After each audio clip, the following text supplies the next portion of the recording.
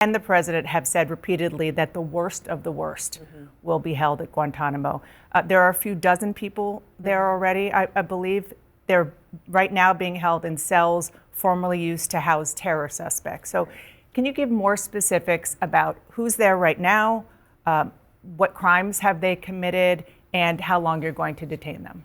So there are several planes that have transported individuals to the base, and they are in the system and the facilities that, a lot of our worst terrorist criminals have been incarcerated for many years. These individuals are the worst of the worst that we pulled off of our streets. Who are they? Murderers, rapists. So when I was there, I was able to watch one of the flights landing and them unload about 15 different of these criminals. Those were mainly child pedophiles, those that were out there trafficking children, trafficking drugs, and were pulled off of our streets and put at this facility. So I'm very thankful that they are off the streets of the United States and that we have safer communities. And how long today. will they be there? Are they going to be? They'll be there until we work with arrangements to take them back to their countries where they belong and have consequences dealt with them there. So they will be treated much like many other individuals in this country that are those dangerous criminals that don't belong here. Do they have legal counsel?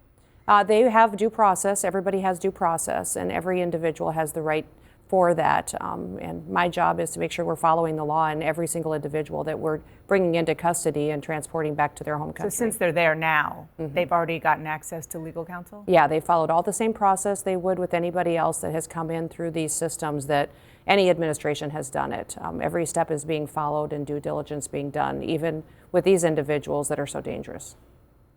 You're building tents for a lot more than, how many are there now? Well, they're putting up tents that will have the capacity to go up to 30,000 people. That's not stood up yet because a lot of our soldiers that's got there received orders just days ago. I think they've been putting up facilities for the last 5 days. So they've got a lot to do yet, but they have the capacity to start taking individuals. So when I saw those tents, first thing, and I saw the pictures of you in the tent, the cots. Right. The first thing I thought is, how are the worst of the worst, as you and the president describe it, going to be in those tents? How is that even safe?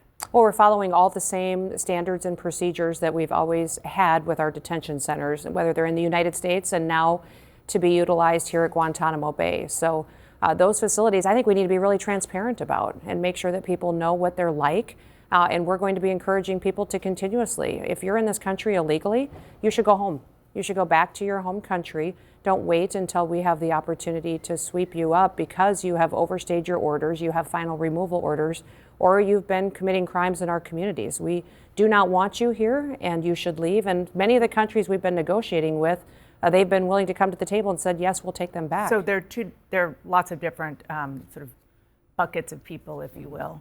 You're right now talking about, as you say, again, the worst of the worst, people who you say committed crimes, but it's still unclear how, first of all, whether there are 30,000 people who fit that description. Right, correct. Are there? We are going through the process of identifying those that are on our radar. The president committed during the campaign that he believed we needed to have mass deportation. So we're going after those that have been the violent criminals perpetuating crimes in our communities, also those with final removal orders, and then we'll continue down the priority list. And will they be held in the tents? It's potentially, but we're going to keep people safe too. So it depends on how dangerous they are and how they act in these facilities. So we have beds in the United States today that we're using and will continue to use that are ICE detention facilities. But we've got a lot of local law enforcement, a lot of communities and states that want to partner with us too, saying we have facilities if you would like to partner. And I think that's fantastic because that's really what we need is the federal government working with those local officials because they know where these dangerous criminals are. I just want to ask you about that before I move on. There are reports that ICE is over capacity.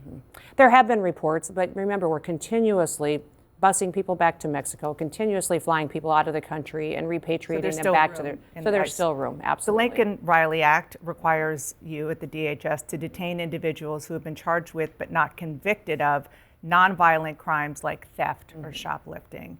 ICE, you talked about ICE facilities, it comes and goes, but at some point they're likely to be at capacity. So could those people end up at Guantanamo? I don't know what the president will decide as far as utilizing it. We want to have the capacity. The facilities will look different. Exactly. They certainly will not be used if in these prison systems. We have different camps at Guantanamo Bay, different levels of incarceration. We will have some facilities that will be up to the same standards as other detention facilities in the United States. And I don't think the president's going to tie his hands on what he needs to do to make sure that America is safe. He truly does believe and knows that the American people want to be put first for once, and that illegal aliens and criminals should not continue to live without consequences in our country and receive the benefits of being a citizen without making sure that they're doing things the correct way, that nobody is placed above anybody else. All laws apply to everybody equally. Undocumented immigrants detained in the United States, as you mentioned, have a right to legal counsel and due process. But one of the questions is about whether or not Guantanamo, you have the law on your side to actually use Guantanamo for this purpose.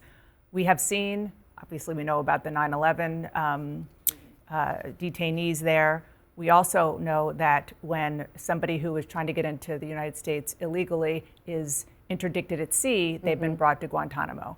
I don't believe that people who are already on U.S. soil have been brought to Guantanamo. No, well, Guantanamo Bay has been used for migrants in the past. No, you're right. When they've been coming to the United States, they've been used there. Are you comfortable that it is legal to bring people who are already on U.S. soil to Guantanamo? I am, and the president's comfortable with that, and his legal scholars are. And obviously, there'll be people that will be critics of that. But we are standing up the operations, believing we have all legal right and authority to do so. And that facility has been used for migrants in the past. The direction that they're flowing and the agreements that we have with their home countries will continue to keep that population changing.